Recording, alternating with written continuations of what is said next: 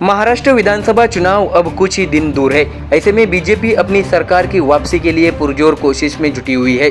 तो वही विपक्ष में बैठी कांग्रेस भी इस बार विधानसभा चुनाव में भारी जीत की उम्मीद लगाए हुए है। ऐसे में आगामी विधानसभा चुनाव से पहले प्रधानमंत्री नरेंद्र मोदी ने शुक्रवार को वर्धा में एक कार्यक्रम में कांग्रेस और सहयोगी दलों की एक बार फिर आलोचना कर चुनाव का बिगुल बजाया है। आपको बता दें कि शुक्रवार को अपने भाषण में उन्होंने किसानों, विश्वकर्मा और भ्रष्टाचार का मुद्दा उठाया और कांग्रेस पर जोरदार हमला बोला है।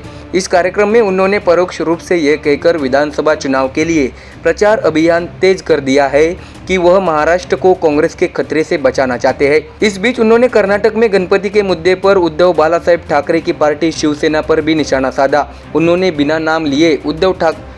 बिना उद्धव ठाकरे का नाम लिए कांग्रेस के साथ सहयोगी दलों पर पड़ने वाले असर की आलोचना की। आपको ये भी बता दें कि पीएम मोदी की मौजूदगी में वर्धा में पीएम विश्वकर्मा योजना की पहली वर्षगांठ पर विशेष कार्यक्रम आयोजित किया गया था।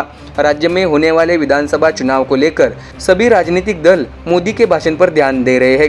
वही बीजेपी नेता कह रहे हैं कि लोकसभा चुनाव में कांग्रेस को मिली सफलता और आगामी विधानसभा चुनाव की पृष्ठभूमि में विदर्भ में कांग्रेस का समर्थन बढ़ने की सर्वे रिपोर्ट के चलते बीजेपी विदर्भ में सामान्य से ज्यादा प्रयास करेगी।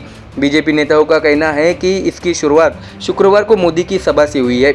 इस कार्यक्रम में प्रधानमंत्री मोदी ने पीएम विश्वकर्मा योजना के लाभार्थियों को आईडी कार्ड, कौशल्य प्रमाण पत्र वितरित किए।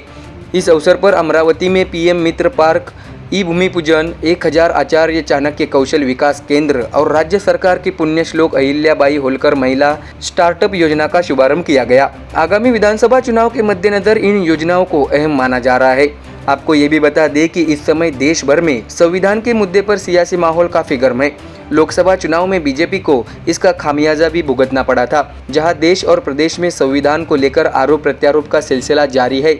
वहीं कुछ दिन पहले प्रदेश के आईटीआई में उपराष्ट्रपति द्वारा संविधान मंदिर का लोकार्पण समारोह किया गया। राज्य के कौशल्य विकास मंत्री मंगल प्रभात लोढ़ा ने प्रधानमंत्री को इस संविधान मंदिर की प्रतिकृति भेंट की, तो वही प्रधानमंत्री नरेंद्र मोदी ने विश्वकर्मा का मुद्दा उठाया और कांग्रेस पर निशाना साधा। उन्होंने कहा कि कांग्रेस ने जानबूझकर एसटी और ओबीसी समाज के विश्वकर्मा को विकास से वंचित रखा है। महाराष्ट्र में भी किसानों के नाम पर सिर्फ राजनीति और भ्रष्टाचार किया।